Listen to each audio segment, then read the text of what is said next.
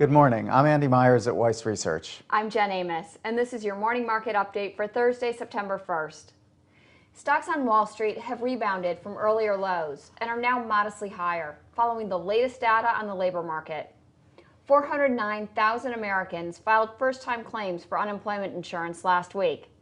That was a drop of 12,000 from the previous week's figure, which was revised higher.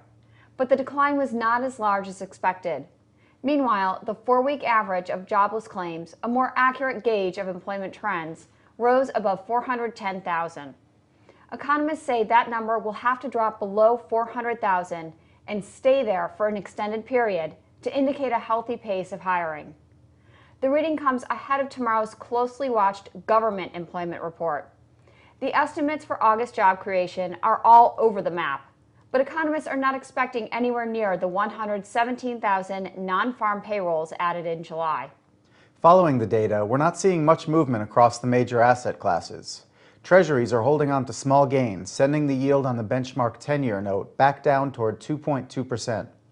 Meanwhile, commodities are holding relatively steady. Gold is still hovering around $1,830 an ounce, while crude oil is just below $89 a barrel. But we are seeing some gains for the US dollar against other major currencies. Investors are selling out of the euro following the latest report on manufacturing in the 17-nation monetary union. The Market Purchasing Managers Index for the Eurozone dropped to a level of 49 in August, indicating contraction. It was a bigger decline than expected and the lowest reading in 2 years, and it's reviving fears that Europe could slide back into recession. On the corporate front, retailers may see some heavy trading volume as they release their August same-store sales figures. We're seeing strong sales results from discounters and warehouse stores. Target reported a 4.1% increase in sales, sending that stock up about 1% in early trading.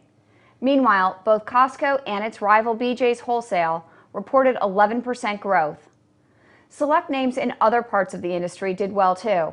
Among department stores, Macy's was a big winner, posting a 5% sales gain. Those shares are rising 2% on the news. Sales at JCPenney rose 1.9%, and Limited Brands, which operates Victoria's Secret and Bath & Body Works as well as limited stores, saw an 11% jump in sales. But the results weren't all positive. Sales at Kohl's dropped 1.9%, while Gap continues to struggle. Its same-store sales fell another 5% in August, and the stock is losing 3%. We're also keeping an eye on the auto sector. The major car makers are reporting their U.S. sales for August throughout the day, and analysts predict that they'll be stuck in neutral. Uncertainty over the direction of the economy probably kept a lot of consumers out of the showrooms last month. TrueCar.com still expects to see a strong improvement versus last August, but the numbers may be little changed from July's levels. We have a couple stock decliners to tell you about. Sports apparel retailer Zumiez and defense contractor SAIC are both sharply lower after reporting disappointing quarterly results and profit outlooks. And finally, Bank of New York Mellon is losing more than 1%. Its chairman and CEO, Robert Kelly, resigned yesterday due to differences in approach to managing the company. That's the latest from Weiss Research. Have a great trading day.